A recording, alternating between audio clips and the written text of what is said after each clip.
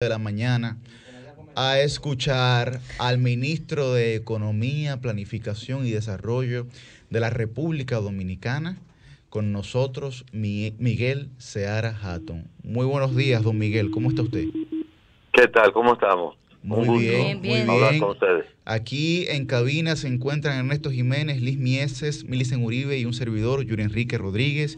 Y por Zoom nos acompañan Susi Aquino Gotró y Guarocuya Batista Cúnjar, al igual que Pedro Manuel Casals. Un honor para nosotros recibirlo el día de hoy. Muchas gracias. Y un saludo para todos. Ministro Ernesto Jiménez de este lado, un privilegio contar con su presencia en este programa. Nos gustaría empezar hablando sobre las proyecciones y sobre el desempeño económico primero de la República Dominicana a nivel macro en este primer año de gobierno del Partido Revolucionario Moderno y las proyecciones tan positivas por encima del 7.1% que inclusive organismos como el Fondo Monetario Internacional han entregado. ¿Cuál es su perspectiva en ese sentido? Bueno, hay que partir del contexto donde este año 2021 surge del 20 y el 20 fue el año más recesivo a nivel mundial en los últimos 100 años.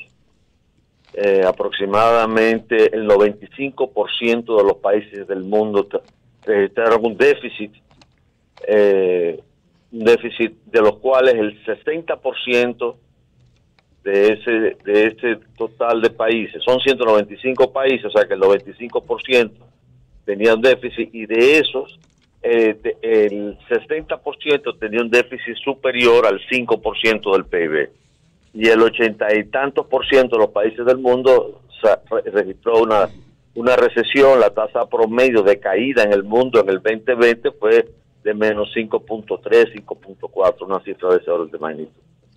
Entonces ese es el contexto, y a partir de ahí hemos iniciado un proceso de recuperación. Hubo un esfuerzo frenético para garantizar la vacunación, la garantía la crisis económica estuvo asociada al confinamiento, y el confinamiento se dio porque no había una terapia adecuada para la enfermedad. Cuando salió la vacuna en abril de este año, nosotros iniciamos una acción rápida para poder vacunar, y hoy tenemos ya, se ha vacunado, se han dado más o menos como 10 millones, .6 millones de vacunas, ¿no? Se ha vacunado.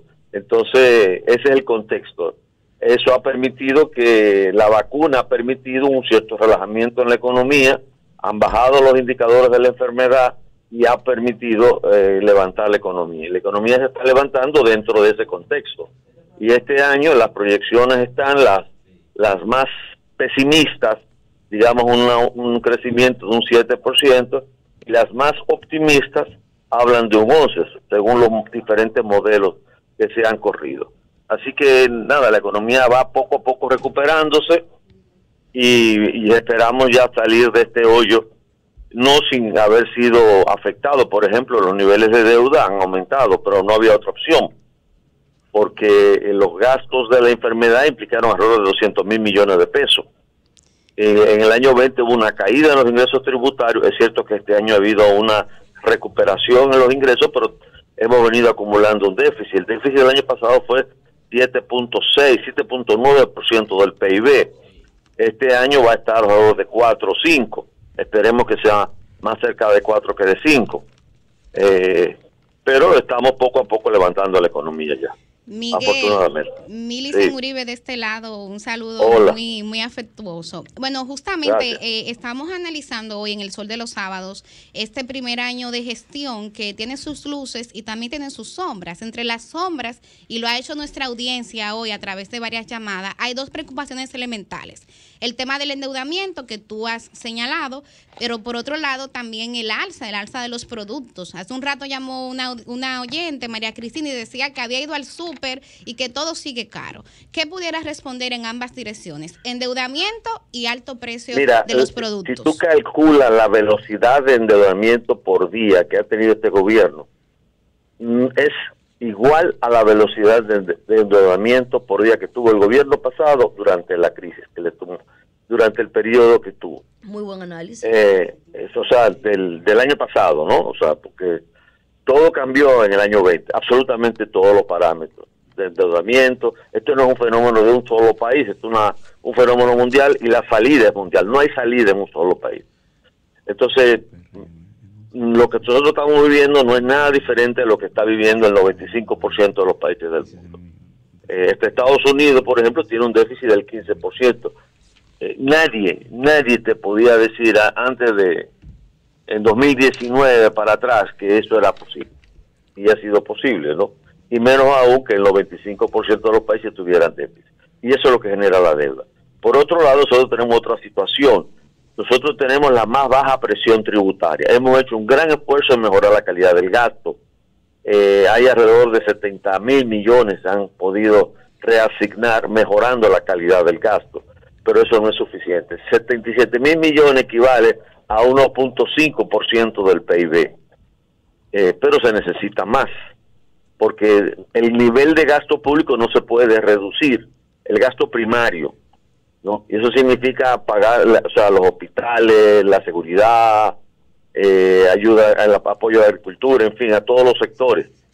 Entonces, si tú bajas el nivel de gasto primario, vas a desatar fuerza recesiva. Y si estamos en una recuperación lenta, saliendo donde salimos, pues es muy difícil. No lo debes hacer, no debes bajar el nivel de gasto primario.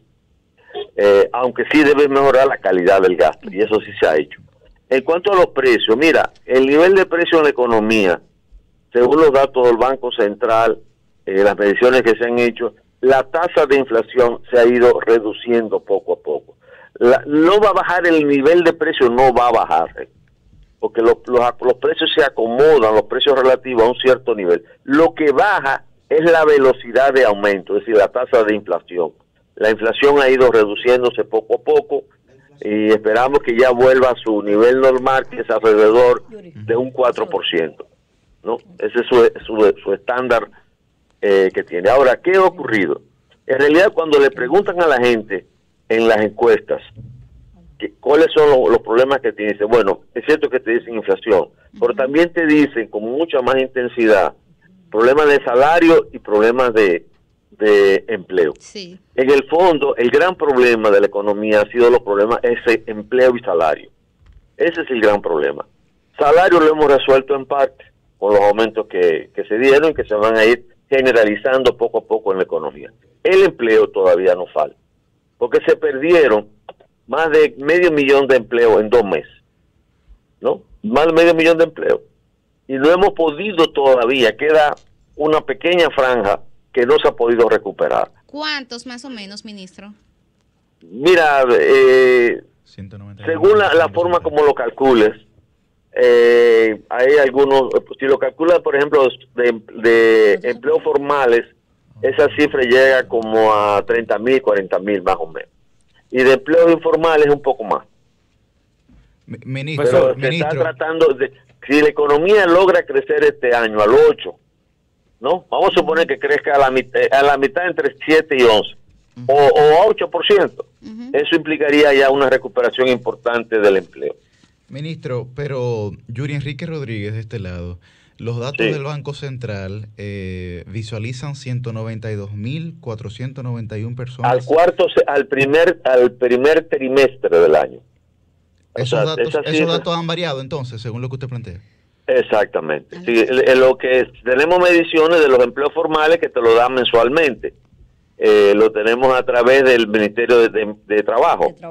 Y esos datos los tienes don Miguel, permanentemente. Si no me equivoco, perdón, Liz Miese, ¿cómo está, don Miguel? Si no me equivoco, tengo entendido que la recuperación ha sido de 60.000 empleos directos y 102.000 empleos indirectos en el sector solamente turístico. Bueno, es solamente turístico, o sea, tiene toda la economía. El sector industrial se ha recuperado notablemente. El sector de zona franca hoy día ya superó la situación de precrisis. Entonces, o sea, estamos Miguel, más altos de lo que estamos en la crisis, ¿no? Adelante, Guarocuya. Profesor, Guarocuya Batista de este lado, de antemano saludarle, mucho respeto. Sé que usted y mi padre eran bastante amigos. No le quiero hacer una pregunta que usted entienda que es de buscapié. Le soy muy honesto, es una pregunta que hemos estado discutiendo acá, así que por favor siéntase en libertad de responderla a como usted pueda o le permitan. Profesor, Yo tuve la oportunidad de participar en el 2019 en una conferencia que usted dio en el Centro de Estudio Caribeño de la Madre y Maestra, de la cual soy egresado y usted ha sido profesor por mucho tiempo. Esa conferencia se titulaba ¿Qué factores han influido en el crecimiento económico de República Dominicana 1950-2018? Y yo me acuerdo que usted tocaba, entre muchos temas sociales y económicos, usted tocaba el tema del endeudamiento y el tema del gasto o inversión de capital de un gobierno. Recientemente hemos visto, en los últimos 2 días, cómo ha habido muchas contradicciones. Primero, usted tocó el tema de la deuda pública. Es bueno quizá notar que el presidente Abinader mencionó que el 80% de los préstamos de su administración estuvieron negociados antes, pero aparentemente Juan Ariel Jiménez hizo una referencia que en crédito público está publicado que no, que han sido negociados en esta administración. Y si me permite, para que quizá pueda tocar este tema, a mí me toca mucho, lo siento, porque usted lo comentó, el tema de gasto de capital. ¿A usted le preocupa la reducción significativa del gasto de capital que lleva el gobierno de los últimos 5 o 6 años hasta ahora? Todo lo que usted nos puede decir de esos temas, creo que todos podemos aprender. Perdón, se cayó, porque estoy en carretera y se cayó. Bueno, si le resumo breve, 2 preocupaciones. Que usted nos diga qué usted puede decirnos. Número 1, gasto de capital del gobierno. ¿Le preocupa el nivel de gasto de capital, cómo se ha ido reduciendo? 2017 fueron 25.000 millones, 2018 20.000, y cómo ha ido bajando ahora como 14.500 más o menos. Y segundo, el tema del endeudamiento en un periodo de 1 año. Sí, o sea, mira, el stock de deuda nueva en 1 año y quedan todavía 3. Sí, son como 7.000, 8.000 millones la deuda nueva. Pero mira, el stock el gasto de capital ya la semana pasada se lo colocó en 2.000 millones. La semana pasada. O sea, ya se está recuperando. Hubo un retraso, básicamente hubo un retraso por todos los nudos legales y problemas legales que encontramos. O sea, había un desorden en todo el proceso de inversión y nosotros hicimos las cosas por lo que dice la ley y la norma, porque era una práctica normal. Hemos tratado de recuperar la ley y la norma, precisamente. El presidente ha insistido mucho que frente a la rapidez y el respeto a la transparencia de la norma hay que darle preferencia a la transparencia de la norma. Gastar bien en la República Dominicana es difícil, pero ya, te repito, en la semana pasada el gasto ya subió alrededor de 2.000 millones de pesos. En cuanto, ya cuando la deuda es lo que te respondí, o sea, si tú comparas el endeudamiento por periodo de tiempo en los meses que gobernó del gobierno pasado durante la pandemia, los pocos meses que gobernó en pandemia, y la situación actual es más o menos el mismo ritmo de endeudamiento. Ahora mismo no me acuerdo, 7 y pico millones diarios, a una cifra de ese orden de magnitud.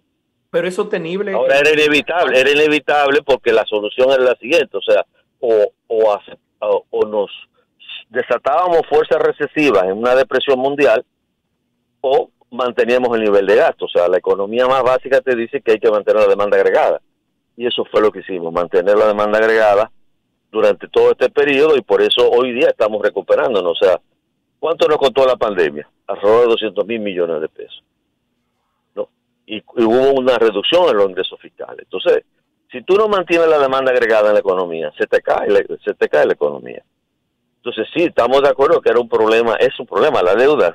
Yo no digo que no, pero no tenías otra opción. O sea, el mundo ya después de la pandemia y de los indicadores económicos que se han llegado durante la pandemia, ya hay que replantearlo de una manera diferente. Las evaluadoras de crédito no te pueden evaluar de la misma manera como te evaluaban antes de la pandemia, ¿me entiendes?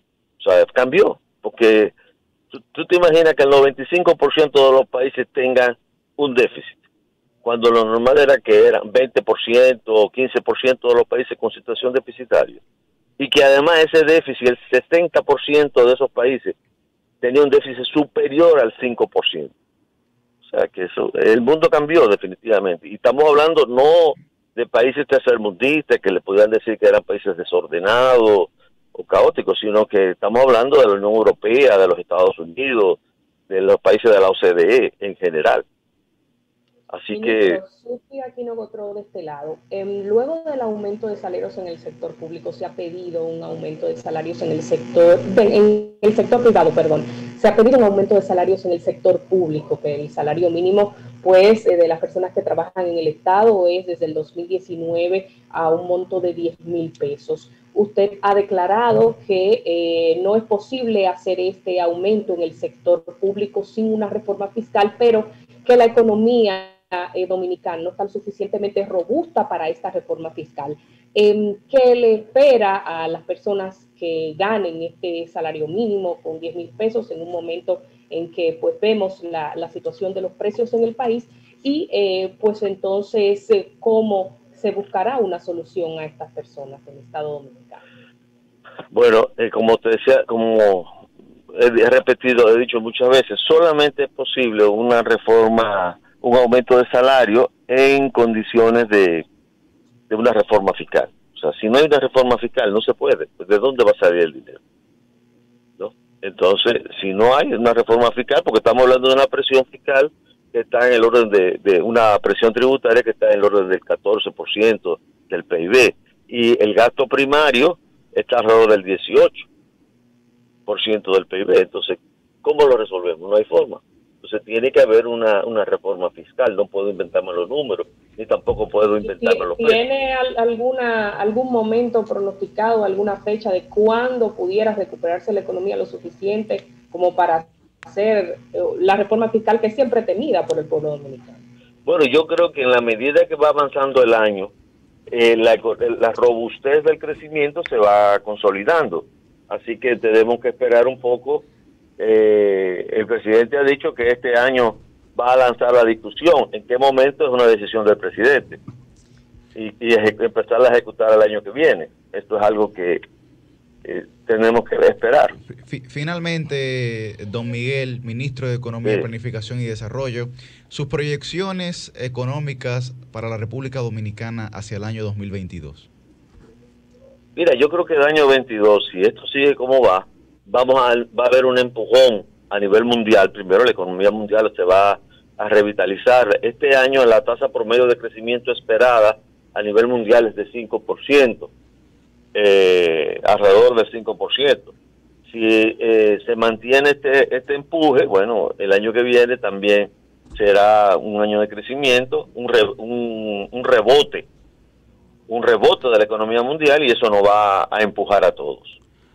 Bueno, pues muchísimas gracias al ministro de Economía, Planificación y Desarrollo, don Miguel Seara Hatton, pero antes de despedirlo, Milicen Uribe. Bueno, no al ministro, sino dar una información que también le va a interesar al ministro que va en carretera. Es que si tenemos confirmado que acaba de temblar la tierra, nos están reportando que se ha sentido muy fuerte en la zona del Cibao. Vamos a hacer la pausa y cuando regresemos estableceremos contacto con el Instituto Sismológico de la UAS para precisar magnitud. Volvemos. Gracias, ministro. Gracias, ministro. Ok, gracias a usted. Eso te lo sabe.